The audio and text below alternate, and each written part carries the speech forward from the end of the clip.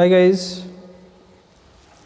this is Dr. Sandeep Tiwari and I welcome to you to online classes.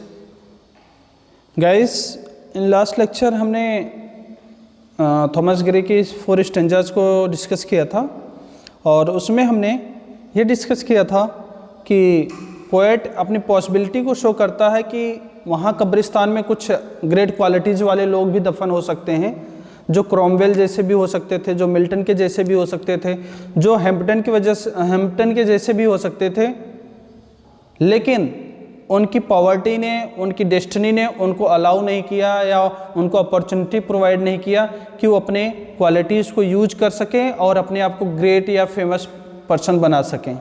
और उन्हीं qualities के साथ दे departed from this earth, वो इस धरती से डिपार्ट हो जाते हैं और चले जाते हैं यहाँ से। अब उससे आगे की बात करते हैं हम, तो उनकी गरीबी के बारे में बात करते हुए, उनकी डेस्टिनी के बारे में ही बात करते हुए पोएट आगे ये कहता है कि their lord forbid nor circumscribed alone their growing virtues but their crimes confined, forbid to wade through slaughter to a throne and shut the gate of mercy on mankind. बहुत अच्छी लाइन है बच्चों, देखिएगा। पोएट ये कहना चाह रहा है इसमें कि उनकी गरीबी ने उनको तो क्वालिटी अपने यूज करने के लिए बिल्कुल अपॉर्चुनिटी नहीं प्रोवाइड किया, तो वही ये कहना चाह रहा है उसमें कि their lord forbid nor circumscribed alone, मतलब उनके डेस्टिनी ने या उनकी गरीबी ने केवल उनकी अच्छी क्वालिटीज़ को ही बाहर आने से नहीं रोका, बट देयर क्राइम्स कन्फाइंड, बल्कि उनको क्राइम के या अपराध के रास्ते पे जाने से भी रोका। मतलब उनकी गरीबी ने न केवल उनकी अच्छी क्वालिटीज़ को ही दबाया, बल्कि उनको बुरे रास्ते पे जाने से भी रोका। उनकी गरीबी ने कभी भी उनको स्लॉटर मतलब ब्लड शेड करके राजगद्दी हथियाने का या सिंहासन पे जाने के लिए बिल्कुल नहीं अलाउ किया, और उनकी गरीबी ने कभी भी उनको ये अलाउ नहीं किया कि वो अपने दया भाव या उनके अंदर जो सिंपैथी वाली फीलिंग है या जो मर्सी वाली फीलिंग है वो कभी भी डिस्ट्रॉय कर सकें। ओके, तो वर्ड मीनिंग्स तो आप देख लीजिएगा, मैं एक्सप्लेन करता हूँ इसको। तो पोएट क्या कहता है, it was not only their good qualities, it was not only their good qualities which remained suppressed by their poverty. It was not only their good qualities, केवल उनकी गुड क्वालिटीज ही नहीं थी, which जो कि remained suppressed by their poverty, जो कि उनकी poverty के द्वारा ही दबाई गई हो। It also made it impossible for them, या their poverty also made it impossible for them to perform any wicked acts या any crime और any bad acts, कोई बुरा कार्य करने से भी उनको रोका।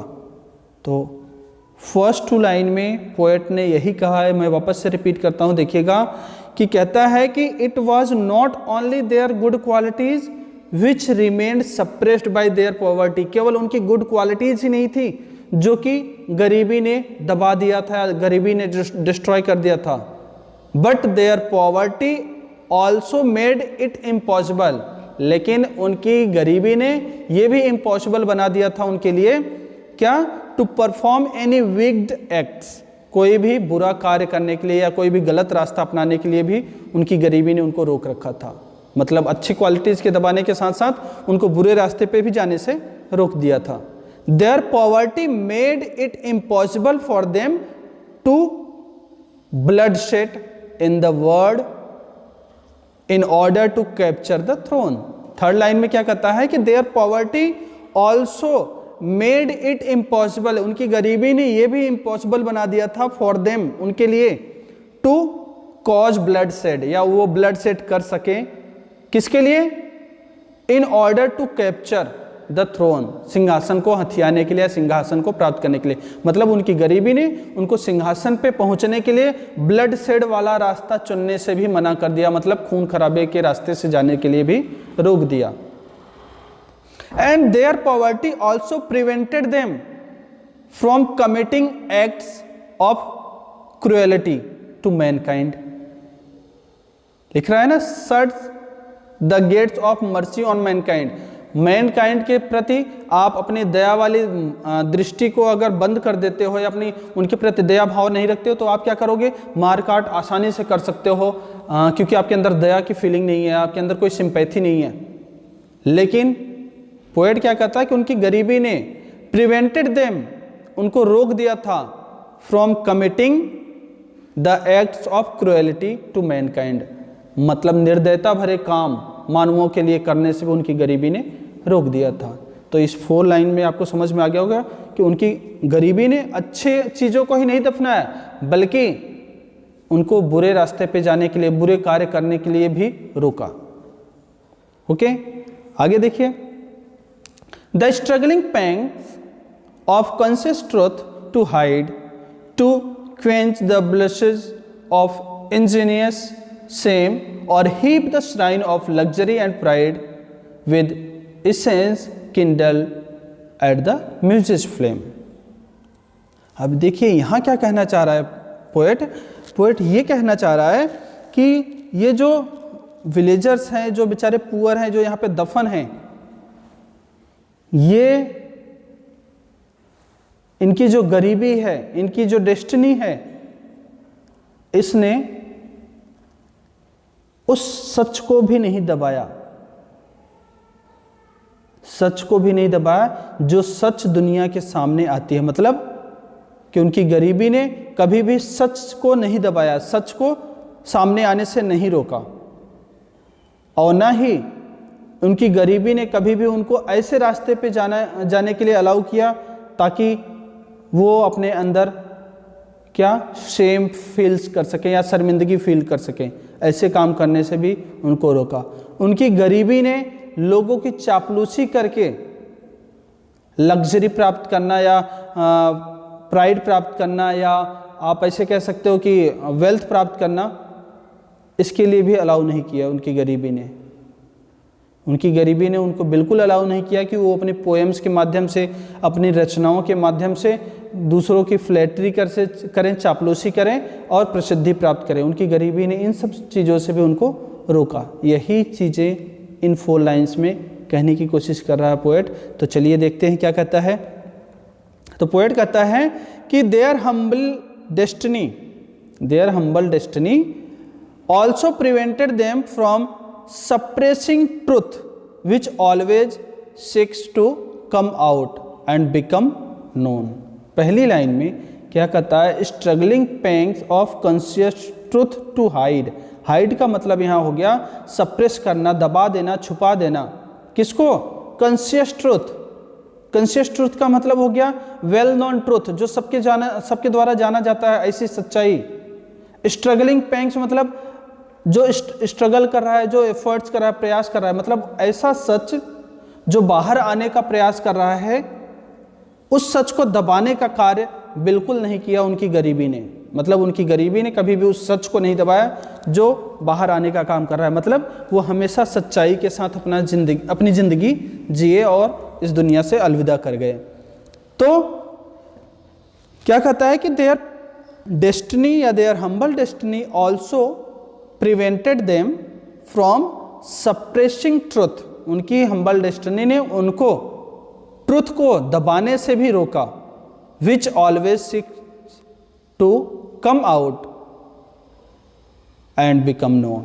ऐसा सच जो हमेशा बाहर आने का प्रयास करता है और लोगों के बीच में वेल नोन होने की कोशिश करता है।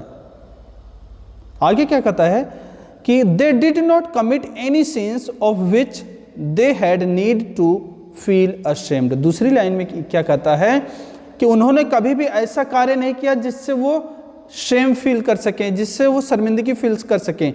तो वो क्या कहता है कि they did not commit any since, कोई भी पाप उन्होंने ऐसा नहीं किया, ऑफ विच जिसके द्वारा they had need to feel ashamed, जिसके द्वारा वो अपने आप में शर्मिंदगी फील कर सकें। आगे क्या कहता है, not did they degrade themselves by dedicating their poems to wealthy and luxury loving patrons in words of fulsome praise और एक्स्ट्रावेगेंट फ्लैटरी। अब लास्ट 2 लाइन में पोएट क्या कहता है कि नॉर दे डिग्रेड देमसेल्व्स, उन्होंने अपने आप को इतना गिराया भी नहीं था। डिग्रेड मतलब पतन करना या गिराना। ये जो गरीब लोग यहाँ पे दफन है ना, दे डिड नॉट डिग्रेड देमसेल्व्स, उन्होंने अपने आप को नहीं गिराया, मतलब लोगों की नज़रों में नहीं गिराया। क्यों या किस वजह से? By dedicating their poems to wealthy and luxury loving patterns या लग्जरी लविंग पर्सन्स। बोला है कि उन्होंने कभी भी अपनी पोएम्स को या अपनी पोएम में लग्जरी लविंग या वेल्दी अमीर लोगों की प्रशंसा करके अपने आप को नीचे नहीं गिराया। मतलब उन्होंने अपनी पोएम्स में हमेशा सच की बात कही है, चापलूसी वाली बात बिल्कुल भी नहीं लिखी ताकि वो अपनी नज़रों में गिर सकें। तो उन्होंने पोएट क्या कहना चाह रहा है लास्ट 2 लाइन में कि उन्होंने अपने आप को नीचे नहीं गिराया, अपने आप को डिग्रेड नहीं किया ताकि वो अपने पोएम्स में लग्जरी लविंग या वेल्दी पर्सन्स की प्रशंसा कर सकें अपनी पोएम्स के माध्यम से या अपने फ्लैटरी वाले वर्ड्स के साथ। ओके, तो आगे देखते हैं फिर क्या कहता है, far from madding crowds ignoble strife, their sober wishes never learn to stray along the cool sequestered well of life. They kept the noiseless tenor of their way. अब क्या कहना चाह रहा है पोएट इस लाइन में? वो ये कहना चाह रहा है कि वो जो गरीब लोग थे ना, जो गांव में ज़िंदगी जिए और मर गए, उनके लिए क्या कह रहा है कि वो लोग जो है ना, जो क्राउड पीपल है या जो क्राउड है शहर में, उन लोगों से काफ़ी फार मतलब काफ़ी दूर थे। मतलब शहरी ज़िंदगी से उनकी ज़िंदगी काफ़ी दूर थी। वो छोटे छोटे इग्नोबल स्ट्राइप, जो छोटे मोटे झगड़े होते थे तुच्छ टाइप के, उनमें बिल्कुल भी विश्वास नहीं करते, उसमें बिल्कुल भी इंटरेस्ट नहीं दिखाते थे। और उनकी जो सिंपल सोबर विशेष, उनकी जो सिंपल डिजायर्स थी, जो साधारण सी इच्छाएं थी उनकी, नेवर लर्नड मतलब नेवर अलाउड, स्ट्रे मतलब भटकना, यहाँ वहाँ वांडर करना, कूल सिक्वेस्टर्ड ऑफ लाइफ मतलब हो गया ट्रैंक्विल कोर्स ऑफ लाइफ, शांतिपूर्ण जिंदगी, और टेनर मतलब हो गया कोर्स, वे मतलब लाइफ। मतलब कि उनकी गरीबी ने उनको कभी भी, उनकी जो सामान्य शिक्षाएं थे, सिंपल विशेष थी, इन सब चीज़ों ने उनको कभी भी शांतिपूर्ण ज़िंदगी से या शांतिपूर्ण ज़िंदगी वाले रास्ते से भटकने नहीं दिया। वो कभी भी शहरी लोगों की तरह छोटी छोटी बातों में लड़ाई झगड़ा नहीं करते थे। तो क्या कहता है पोएट? पोएट कहता है कि these main lived far from the struggle and restless activity of crowded cities. क्या कहता है? दीज मेन, ये जो व्यक्ति हैं जो यहाँ पे दफन है ना, लिव्ड, उन्होंने अपनी जिंदगी जी, फार फ्रॉम बहुत दूर, किनसे? स्ट्रगल एंड रेस्टलेस एक्टिविटी, संघर्ष और फालतू की एक्टिविटी, किसकी तरह? इन क्राउड सिटीज, जैसे कि क्राउड सिटीज में पाए जाते हैं, उनसे ये लोग काफ़ी दूर रहे। तो कहने का मतलब कि they lived their life far from the restless and useless activities of city life. City life की जो रेस्टलेस, जो यूजलेस और जो फालतू के स्ट्रगल्स हैं, उन सारी जिंदगी से देवर फार फ्रॉम, वो दूर रहे।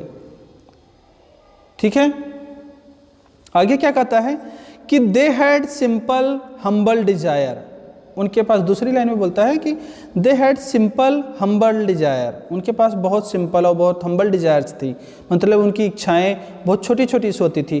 They kept away from evil courses, उन्होंने अपने आप को बुरे रास्तों से अलग रखा। They lived in peaceful environment of country side, उन्होंने ग्रामीण शांतिपूर्ण ग्रामीण इलाके में या शांतिपूर्ण ग्रामीण वातावरण में अपनी ज़िंदगी जी। And they never deviated from the peaceful path of simple life, और कभी भी वो डेविएट नहीं हुए, कभी भी भटके नहीं। कहाँ से? From the peaceful path of simple life, अपनी साधारण सी ज़िंदगी के शांतिपूर्ण रास्तों से वो कभी भी भटके नहीं। तो इस लाइन में या इस स्टेंजा में पोएट यही कहने की कोशिश कर रहा है कि वो शहरी लोगों की तरह छोटी छोटी चीज़ों में लड़ते झगड़ते नहीं थे, उनके जैसे तुच्छ चीज़ों से काफ़ी दूर रहते थे। उनकी सिंपल सी जो डिज़ायर थी, उनकी जो हम्बल डिज़ायर थी, उसने कभी भी इविल कोर्सेस की तरफ नहीं गई या कभी बुरे रास्तों को नहीं अपनाई, और उन्होंने एक शांतिपूर्ण जीवन अपने ग्रामीण वातावरण में जिया, और इसी के साथ वो अपनी ज़िंदगी को अलविदा कह जाते हैं, लेकिन वो गलत रास्ते पे कभी भी नहीं जाते हैं। अगले स्टेंजा में क्या कहता है? Yet even these bones from insult to protect some frail memorial still erected now with uncouth rhymes and shapeless sculpture decked implores the passing tribute of a sigh।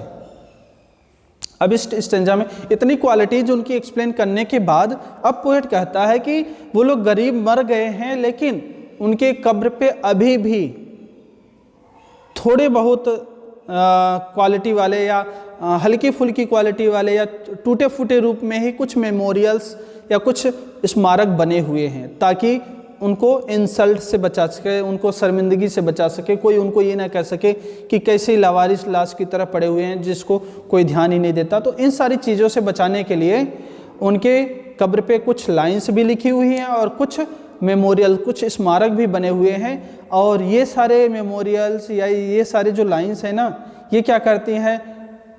इम्प्लोर्स करती हैं या रिक्वेस्ट करती हैं वहाँ से जो गुजरने वाले लोग हैं कि वो उनको श्रद्धांजलि दें या उनको ट्रिब्यूट प्रदान करें। ठीक है, तो यही चीज़ें इन लाइंस में पोएट कहना चाह रहा है। तो देखिए क्या कहना चाह रहा है।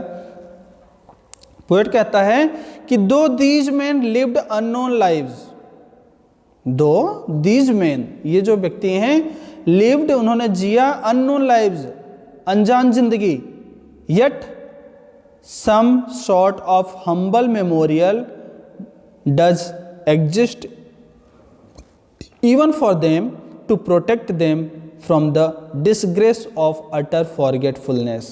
It means, बोलता है, although they lived unknown lives but yet still there are some humble memorial